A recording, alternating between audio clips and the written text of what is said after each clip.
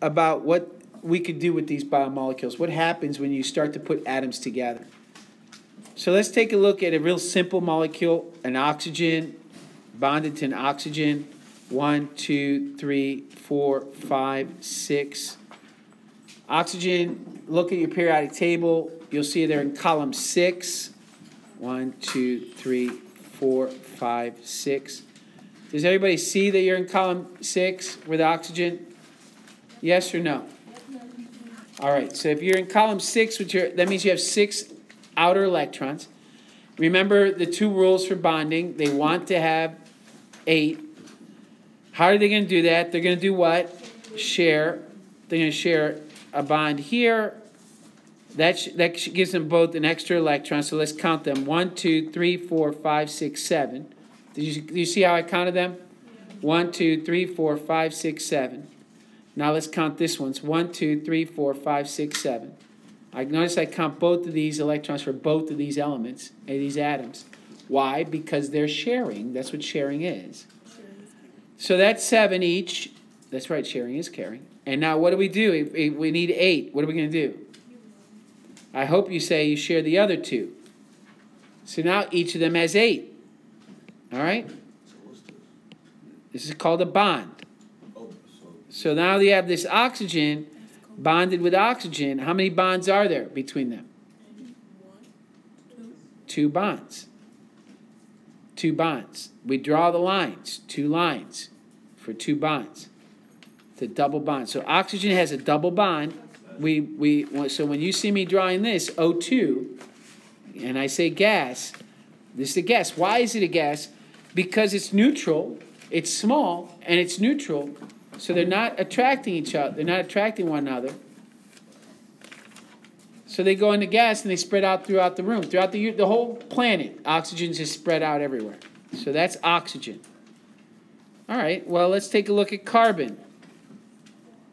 How many outer electrons? We say valence electrons. Does carbon have? How do you know? How do you figure that out? That's right. Periodic table. Where are you going to go? Lovely. Top of the column. Top of the column. Find carbon. Tell me what number. 6. 1, 2, 3, 4. Does everybody see that? Give me this. So you see 6. I don't see 6. It's IV. VI is 6. Look at oxygen. Look at oxygen's VI. Carbon's IV. IV in Roman numerals is 4. So 4. How many bonds is carbon going to have to make? 4. So if it's going to be bonded to 2 oxygens, with really famous molecule. Let's look at this famous molecule. Oxygen has how many? 6 is correct. How many bonds is how many electrons does oxygen need to get 8? If it has 6, 2. So 1 here and 1 here, right? Double bonds. Here's 1 here and 1 here. So let's count them. Notice that the paired ones are fine. They're paired up, they're fine. You need 4 pairs. So let's take a look at this. 1, 2, 3, 4, 5, 6, 7, 8. This oxygen has 8. We can check it off. It's fine. Check. This carbon has 2, 4, 6, 8. It has 8. We can check carbon off. It's fine. So you have 8 and 8, right? Now let's take a look at this oxygen. 2, 4, 5, 6, 7, 8. So it's done. Do you agree? Yeah. Everybody has 8. There's no charge on this. So we're all good. So how would you draw that? I want to point out that we did it over here, right? We took these 2 oxygens. We showed a double bond. We showed that this oxygen gas. So now what are we going to, someone close the door. You have this. How do we draw this out with lines? Instead of dots, we call this Lewis dot diagrams. Instead of Lewis dot diagrams, how do we draw it with lines? Say, go ahead. Just make a guess. 4 lines is correct. O with 2 lines. So O with 2 lines connected to carbon, connected to and the oxygen. Excellent. Perfect. If you really wanted to be absolutely right, you'd go ahead and do this. Put those electrons in there if you really wanted to. All right, so do you see that? Do you see how we do this? Because when we start to draw, when you look at the biomolecule study guide, you're going to see a lot of these drawings with carbon lines everywhere, right? Letters and lines everywhere. It's going to be very confusing to some people. You'll see things like this. You'll see lines like this, because we get so lazy we get rid of the letters. So you'll see something like that. Each line represents what? A bond. A bond. In fact, often you'll see it drawn like this, because this is not a carbon, this is an oxygen. An oxygen connected to carbons. And then this would actually be drawn something like that. So it'd be another bond there. So we're not there yet, but I just wanted to, I keep trying to foreshadow for you what kinds of things you're going to be expected to see, so you know what's important, what isn't. So these lines, understanding that these lines are bonds between atoms is really important, because rearranging these bonds are what allow us to do those chemical changes that we looked at last Friday. Now, how would we draw it? How would we draw this molecule in letters, in numbers? What would you put? CO2, gas. What's CO2? Carbon dioxide. That's correct. So there's 2 major molecules, right, that we're going to be talking about a lot this semester, actually all year. And that's carbon dioxide and oxygen. Arguably 2 of the most important molecules on the planet. Do you agree? Carbon dioxide and oxygen are very important for life. Anyways. All right. So that's really great for... Let's look at another molecule. Both of these molecules are what we call non-polar. They share electrons evenly. They share electrons evenly. They're covalent. Covalent, meaning what? They share electrons. I want to remind you that atoms don't have to share electrons, right? They can take them. They can take them. So this is all sharing. You could have ionic bonds. And ionic bonds are when you have like sodium and chlorine, where chlorine takes it and it's negative, and sodium gives it, so it's positive. And that's the example we looked at earlier, right? And you did the lab on, you went home, got extra credit, some of you.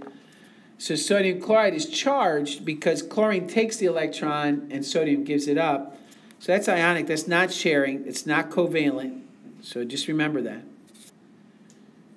But now let's look at another kind of bond. It's another kind of sharing. Let's look at oxygen and 2 hydrogens. How many electrons does hydrogen have? 1. 1. How many does it need? Only needs 2. It's one of those weird ones. Hydrogen and helium only need 2 electrons in their outer shell. They're fine with that. The reasons, I could explain it, but it'll take more time than we have. So oxygen has how many in the outer shell? 6. 2, 3, 4, 5, 6. How many do they need? 8. They need 8. So I'm going to go ahead and rearrange this. Oops, I can't rearrange this. So let me erase it and redraw it. Is that door closed? These kids are so loud. All right, so here's oxygen. 1, 2, 3, 4, 5. You're so smart, man. It's really intelligent. I bet you a lot of kids don't even recognize that yet. You should really take ownership of that. 1, 2, 3, 4, 5, 6. There's a reason I draw it this way. Here's hydrogen. Here's hydrogen. How do we do it? What's going to happen here? A bond going to be to one H and another bond going to be to the other. That's right. You're going to have this going on. Is that right? Yeah. Everybody see that? Mm-hmm. All right. Who does not see that? If you don't understand. Okay, what's your question? What don't you see? I'm confused. What are you confused about? Like specific... Wait, what? Okay, stop. There's no reason, should be no laughing. So you don't understand what now? I don't understand taking from whatever you just said. You didn't understand this part here or this sharing? Sharing. Okay. This oxygen has 6 electrons. Did you memorize the 2 rules that we said was going to guide this entire discussion? Do you remember what those 2 rules are? Were you here that day? You were here? There were 2 rules that we said you have to know. So make sure you know it for next week, because we're going to get into drawing biomolecules. 2 big rules that are going to guide are the basis of all of chemistry. The rules are, but there's explanations behind it, but there's 2 rules. Do you remember what those 2 rules are? So that's why. Okay? So you need to get to know these 2 rules. Are you ready for the 2 rules? So every atom wants to be neutral. All right? Every atom wants to be neutral. Does everybody get that? Okay. And the second rule, it's in the video if you didn't get it written down. It should be in your notes if you took notes. So every atom wants to be neutral. And does anybody know what the second rule is? I do. Go ahead. Every atom wants a full outer shell. Every atom wants a full outer shell. Those are the 2 rules. Now, did you notice that you did understand some things, and that what you needed to do is identify the one thing that was confusing you? Did you notice that? There's only just those 2 little key pieces allowed you to understand, right?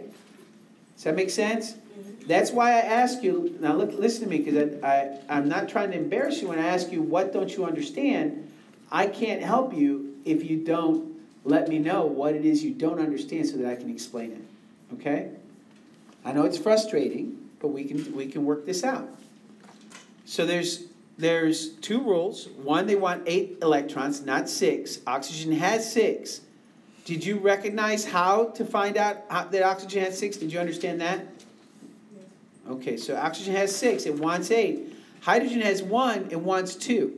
Hydrogen is an exception. Okay, it only wants 2. Helium only wants 2. So does it satisfy the rules? First of all, it's neutral. Nobody took an electron. Secondly, we have 1, 2, 3, 4, 5, 6, 7, 8 around oxygen. 1, 2 around hydrogen. 1, 2 around hydrogen. Does everybody see that? All right, so we can check this off. Can we draw this somehow? How might we draw it instead of this dot structure?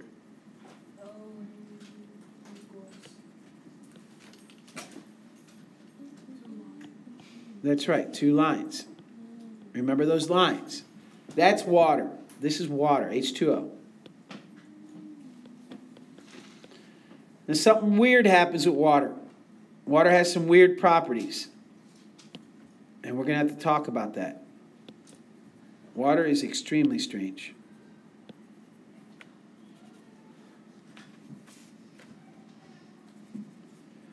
So I always wonder, what should I do? Should I talk about the qualities of water first, or talk about this idea of polarity first? So I'm going to start today with polarity. Oxygen is very strong. Hydrogen is not as strong. I'm pulling those electrons. Oxygen has an ability, we call it electronegativity. You don't need to know that, but just it's stronger. It pulls electrons better. It's a stronger magnet, if you will. Does that make sense to everybody? Does they have an idea of what I'm talking about? I'm not going to get into electronegativity differences, looking at a periodic table, how they change over time. I'm not going to get into shielding or number of protons, number of electrons, and how that works. That's just not productive. So you have to know that oxygen is one of those strong elements. In fact, there's 3 of them, 3 big ones. There's oxygen, nitrogen, and fluorine are the 3 elements that are the strongest on the periodic table to pull these electrons. They're very strong. So even though oxygen is not strong enough to take the electron, it is strong enough to hold on to them more often. Anybody in here have a big brother? All right. Real older brother. So imagine you're sharing a car with your older brother. Your parents are like, I love you. Here's the keys to the Volkswagen. And you and your brother can share. Who's going to get the car more often? The older brother. I know, I was the older brother. I promise you, I would have got that car most of the time. Now, you're going to get it sometimes, right? But your older brother gets it more often because he's bigger, because he's stronger, because he's the older brother. Fill in the blank, by the way.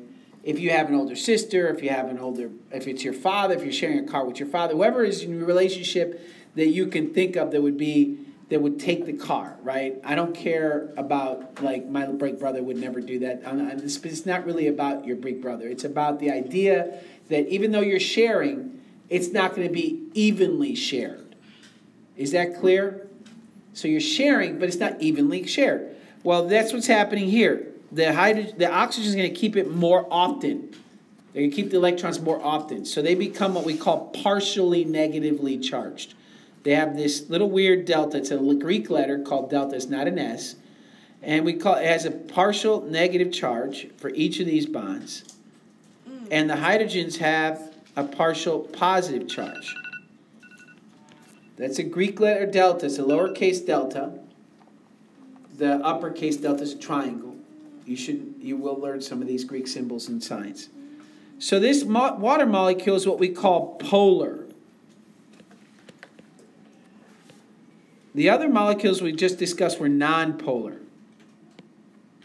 The lab on Thursday, tomorrow's Wednesday, we'll finish talking about this. Lab on Thursday is going to be dependent on you understanding this idea of polar and nonpolar. Cell membranes depend on this idea of nonpolar and polar. Water is the classic example of a polar molecule. Yeah? So we're gonna have another lab on Thursday. Yeah, is that a problem? Yeah. Okay. I'm just asking because I don't know. We're good with that?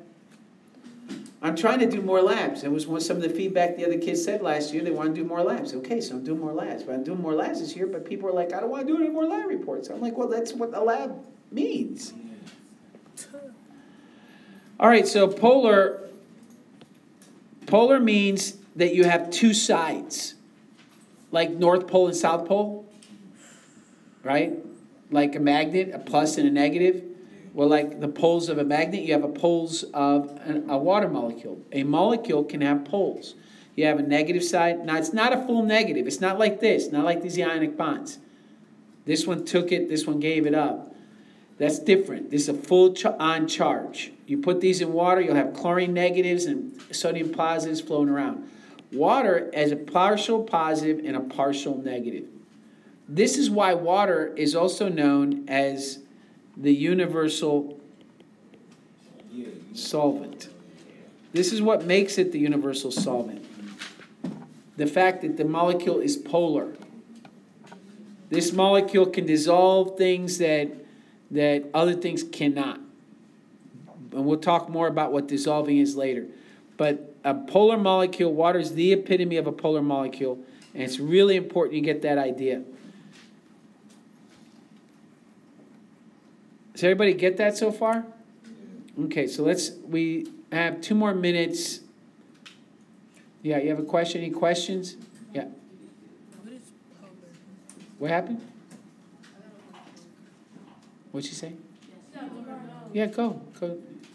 Step outside if you have paper. If not, I guess you can just take the bathroom pass, although you're not supposed to. All right. So we're all good on this idea of polar molecules. And there are many different kinds of polar molecules, and we're going to talk about them. And they get complicated when we talk about the big molecules, those biomolecules, those macromolecules. This is a very small molecule. Obviously, a very important one. Water's, some other properties of water, since we have some time, because they're polar, what they end up doing is they end up locking each other in. So water is sticky. If somebody ever asks you why something happens in biology, the example, the answer usually, and it's not usually, the example can be, and one possible answer to the question would be hydrogen bonding. Because what happens is, as this, what do you think is going to happen as this partial positive comes near the partial negative? What do you think is going to happen? They're going to connect. They're going to attract each other. Do you see that? Can you see the idea that how these end up being near each other? Yeah. So this is called an intermolecular force. This is why water really should be, if you think about CO2, the size of CO2. CO2 is a gas at room temperature, right? Yep. We breathe it out. Water is liquid at room temperature. Even though water is actually smaller than CO2. Water is one oxygen with two hydrogens. Carbon dioxide is two oxygens with one carbon. It's a bigger molecule. But water is actually smaller, but it holds together and stays a liquid. Why? Because of this pulling. The molecules pull on each other. They hold each other tight. It's also the reason a water spider can walk on water. Do you ever see the water spiders walk on water? Yeah. If you ever look, you can look it up when you leave the classroom on Google. They walk on water because these molecules holding each other together is these organisms walk on the cells. So there's something called surface tension. All right, we'll talk more about this later. Tomorrow, actually. So I just want to make sure everybody's using the study guide correctly. Let's start again. In the beginning, in the front cover of the study guide, it says water inorganic molecules has 3 bullet points, 3 major ideas. On the front cover, it says the structure and properties of water, which we're going over now. Water as a universal solvent. Inorganic ions in living systems. So we will be talking about all that. What are inorganic ions? Na+, Cl-. Right? We started to talk about those things already. Next, inside front cover, you have these things called key terms. Do you see that? The bottom key term is what? Water. That is a major idea. There's a list of the key terms are your vocabulary words. Are we clear? Yes, sir. All right. Key concepts. Which key concept are we talking about with water? Water properties make it essential to life. That's what we're trying to get. That's what we're talking about right now today, mostly. And we'll go on and start talking about biomolecules next. All right. So as we're moving through, think about these things. Now we're going to skip the biochemical nature of a cell right now, although we have kind of touched on it, haven't we? If you look at that, by the way, before you go on to the next page, look at that cell. This is a plant cell that you're looking at. Look at where it says water is a major component of cells. Do you see that? There's water again. Highlighted, put a star by it, whatever you want. Water is a major component of cells. Many substances dissolve in it. Metabolic reactions occur in it. And it provides support and Tuger pressure. And we'll talk about that later. The bottom line is cells depend on water. The main component of cells are water, and that includes you, because you're made mostly of water. So flip the page one more time. And it says that whole page, this whole page is what? The role of water. And if you look at the top page, one of the things they talk about, what is that? What do you see there? Water molecule formula, water surrounding positive ions. What does that funky looking S thing look like? What do we say it was? Delta. Delta. So there's the delta minus, there's the delta plus. Do you see it? Yeah. So it's all right there for you. We're going to be talking about this. We're gonna and look a little lower. You see dipole. We'll talk about what dipole is. There's negative ions. So these are kind of key ideas when we're taking notes. And you should, by the time we're done talking about water, you should be able to fill in this whole page, right? If you can't, then we have some work to do. Then over here is organic molecules. You see it? That's our next topic. So this is your study guide, all right? Now, on top of this, we had a scheduled lab for tomorrow. We're going to have to move it to next week because Friday is... That's not good news. Friday's going to be... we have team meeting Friday, so our schedule's going to be messed up. On top of that, In the afternoon, 7th period, we're going to have, you're going to have a mentoring program, 7th period. So everything's going to be crazy. So we're going to have, what we're going to do is we're going to have, we're going to go through this, as much of this as we can this week. And then next week, we're going to shift days around. So in the calendar, instead of doing a lab, we're going to continue on with the work. And then your lab will be next week, Monday probably, maybe Tuesday, depending on how fast I can get the lab right up, the pre-lab ready for you. Okay? Are we good? Yeah. All right. So seeing no questions, let's go back. We had one question, and that question was, can we go back and explain polarity again? So if we look at, if we take a look at polarity, what we're talking about is two atoms. Anytime, and this is important. It's water is the example of a polar molecule, but anytime you have one atom that's really strong at pulling electrons, really good at pulling electrons, in this case oxygen, and one that's not as strong, it could be strong, but just not as strong, substantially different. The word that you do not need to know for this course, but it is the word we use for this strength. It's called electronegativity. So the ability that when that is very high and this one is relatively low relative to the other atom that they're sharing electrons, the electrons are shared unevenly. The example I gave in class yesterday was a big brother and you sharing a car. You guys are sharing, these two are sharing electrons. This one holds the electrons more often, so it becomes negative. This one becomes positive. We call this a dipole. Why? There's two poles. Do you agree? Yeah. Two poles, a positive and a negative, just like a battery. A battery has two poles. So that should not be a surprise. Is that something that everybody understands? Yeah. Now, did that answer your question, dear? Does that make polarity a little more understandable? Is there anything in there that I just said that is not? I'm not going to use your name so you guys can speak freely. No one's going to know that it's you asking a question, right? So don't feel shy about calling me on anything you don't understand. So now, did you understand what I just said? Because it's important that you understand it. All right. So this having a partial, we draw this thing with a funny little s. That funny little s is a delta. It's a Greek letter. So this is Greek. So these sides, I'm going to draw it in red here. These sides have that partial negative charge, and the other sides have the partial positive side. So that's why we say dipole. We say dipole because you have two sides. You have a positive and a negative. So has everyone here played with magnets? Is there someone in here that's not played with magnets? Raise your hand. If you've never played with magnets, never used them. I'm okay if you haven't. All right. So let me draw it out here.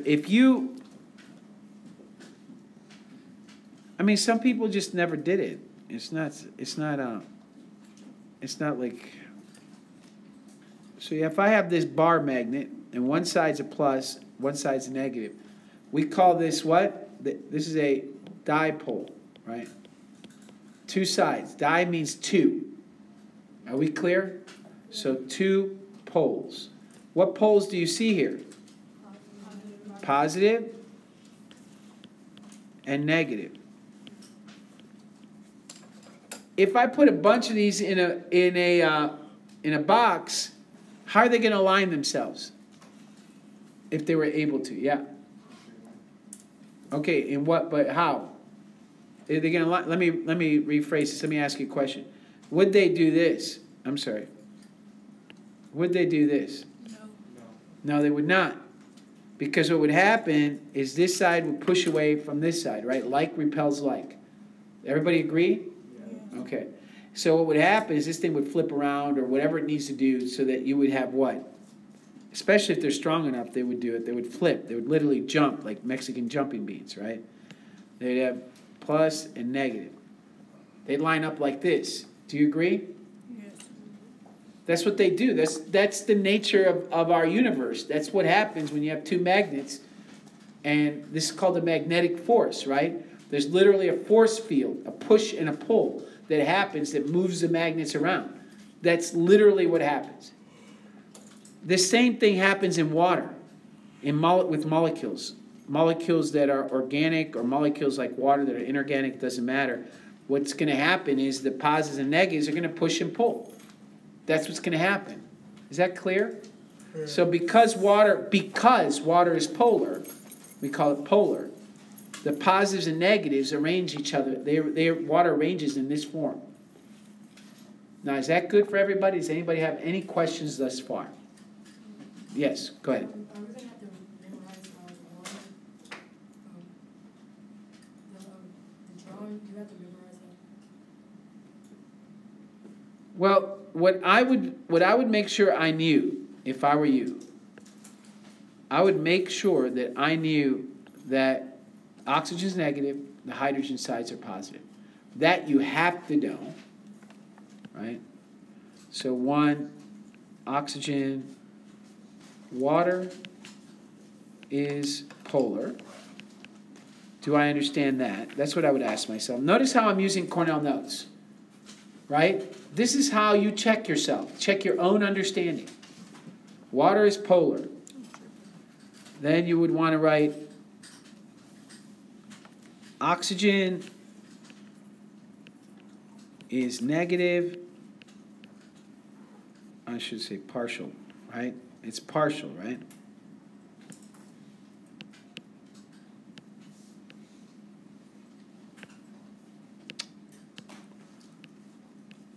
Partially negative, right? Hydrogen is partially positive. I'm going to go ahead and put this thing negative and then this thing positive. You see what I did? Those are the important parts of all this stuff that's on the right side. So we talked about polar. Now, what does that imply to you? If you're studying, if you're going back and studying, and you're like, well, what do I need to know for my quiz? Which is a great question someone just asked a second ago. Then you would probably say, I need to know water's polar. But that also means, what does polar mean? What does it mean to be polar? You have to understand. Where are you going to go look at that? You're going to look over here. You should have that definition written down. Polar means what? Polar means there are two sides. There are two sides. A partial positive and a partial negative. Yes? Where? Here? Mm-hmm. Like this? Mm-hmm. So that's what polar means. All right? It's part of what makes it a universal solvent. We'll talk about it, why it's a universal solvent in a minute. Are we good? Does that help you with your question? On what you have to memorize, what you need to know? Yeah. So is dipole and polar the same thing? Good question. Because you keep saying that dipole is that there's two sides. That's right. Dipole means there's two sides. Polar means there's two sides, so they're similar. Polar molecules can do different things. So dipole is specifically two sides.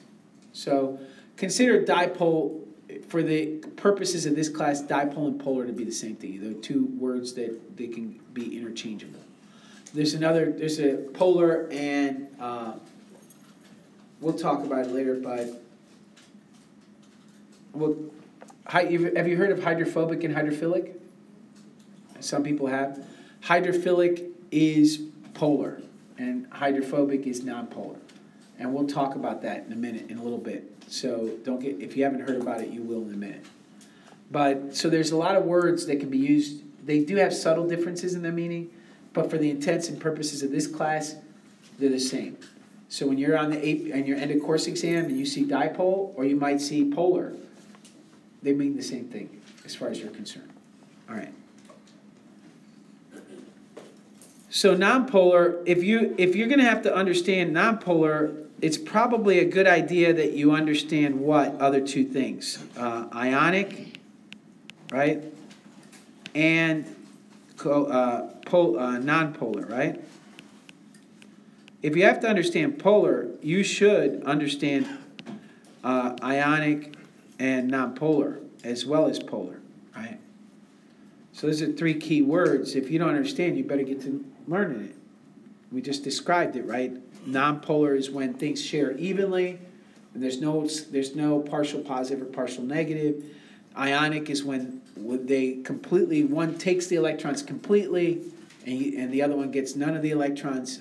They become charged and they stick together like salt, right? NaCl was the example we used, right? And there it is in class. You guys did a home lab on it, some of you. NaCl is one's positive, one's negative. So that's a complete charge. These are ions, right? That's why we call them ionic bonds. So those are ions. Which is kind of a sub thing for this is ions. If we're making a list of words we should know for the test, that's what I would write. And what would I write for my summary? Water is polar. And this leads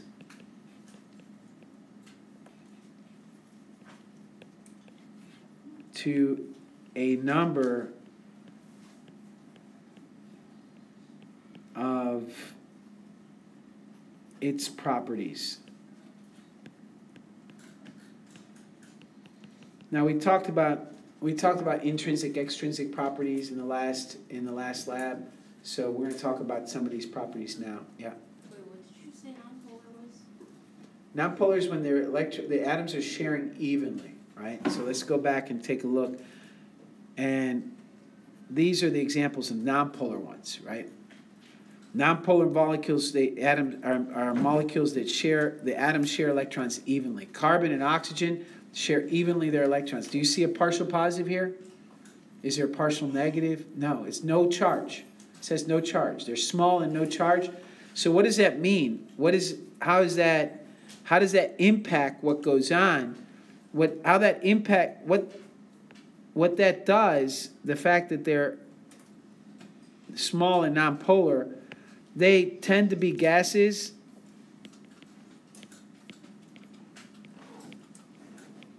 at room temperature if they're small and nonpolar.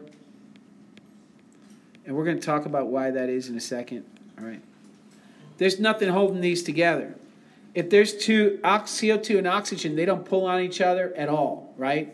What's going to pull these two molecules together? They got nothing. There's no positive. What pulls these magnets together that we looked at a minute ago? The positive side pulls the negative side, right? But there's no positive or negative in nonpolar molecules to attract anything, correct? Agreed? So there's nothing pulling on that. There's no force that's holding them together. These, however,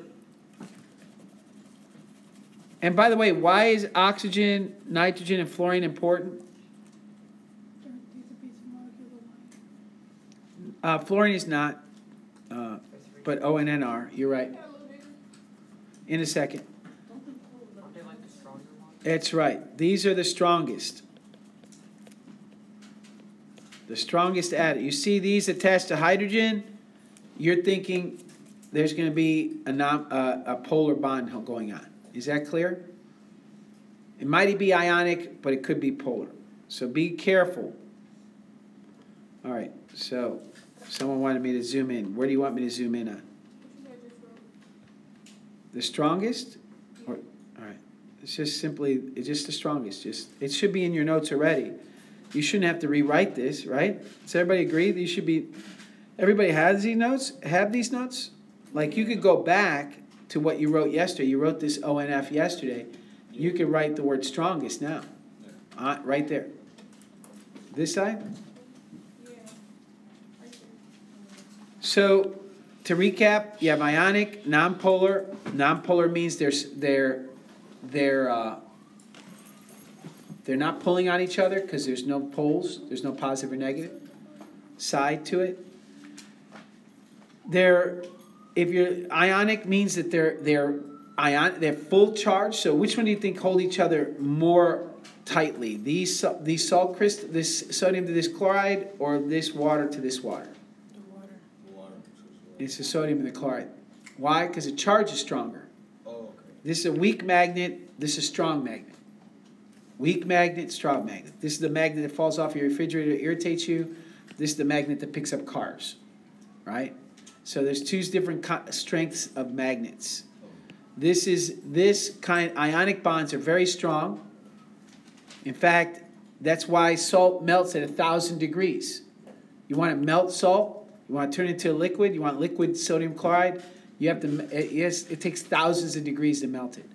When someone dies and they cremate them, what's left after they cremate them, after all the carbon, all the water's evaporated, everything's gone, is the salt. Why? Because you don't make it hot enough to melt it or evaporate it.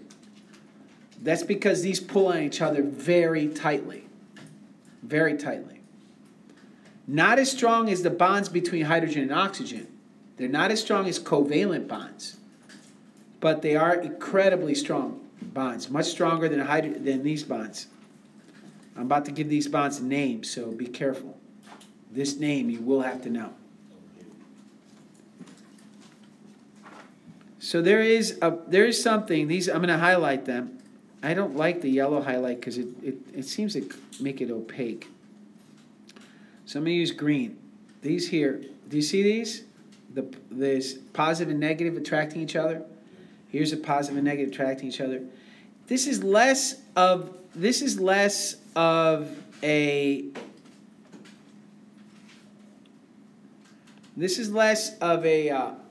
bond and more of an attraction. All right? So it's not a bond because really a covalent bond you're sharing, right? And an ionic bond, some people argue, are not bonds, really. Ionic bonds are more like associations. But because bonding is sharing, so this part here between the oxygen and the hydrogen, this is one molecule. Does everybody understand that? So a glass of water would have millions and billions of molecules of water. And all of them are attracting each other. Yes? Okay. So it turns out that each molecule attracts one another. That force that's attracting each other, we have a name for it. Let me use a different color. What we call it is hydrogen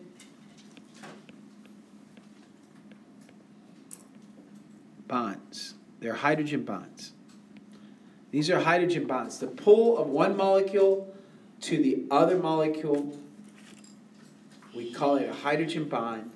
They are what make water sticky. A lot of water's properties come from hydrogen bonding.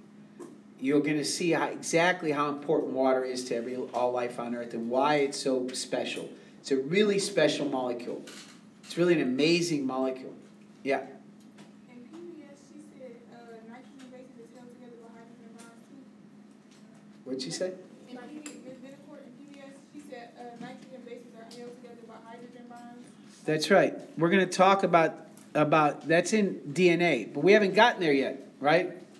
So this is a good example when you say you're going too fast, right? Some people say that. I'm like, am I?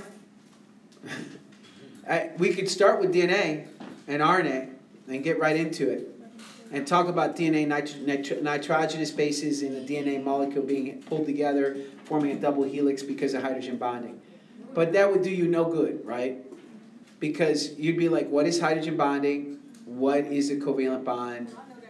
Well, I'm right, but I'm just saying that's why we start where we start, yes?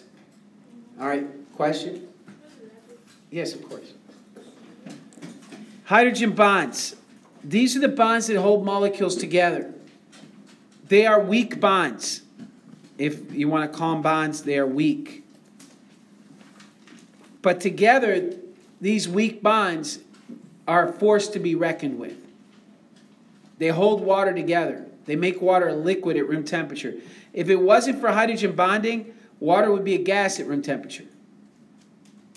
So that really is an important property of water. The idea that at room temperature it's liquid. If at room temperature it was solid, we couldn't be, right? We couldn't have blood move around our veins because our blood's made mostly of water. We'd be a solid ice cube. That's no good. That's not conducive to life. So it's important that water's liquid at room temperature, and the reason it's liquid at room temperature is they pull in each other. They have something called surface tension. Have you ever looked at a raindrop? You ever ask yourself, when you're looking at a raindrop, how come the water, the molecules, there's billions of molecules of water, or millions, I don't know how many exactly, millions or billions in here. Why does that raindrop hold together in that shape? Why doesn't every molecule fend for itself, fall individually down to the ground? Why is it falling as a raindrop? What pulls it together? Why does water go from gas, where they're not together, to liquid so easily? Where they're attracting, because they attract each other. Because of this, right? Hydrogen bonds. That's what makes water able to be liquid at room temperature. Very important property. Here's another interesting property. You see this geometric attraction and repulsion? You see how geometric it is? Do you see that? It has a kind of a shape here. I don't know what shape it is. Yes? Yeah. Tariq, did you see this? Do you see the shape? Well, what do you think happens when this freezes?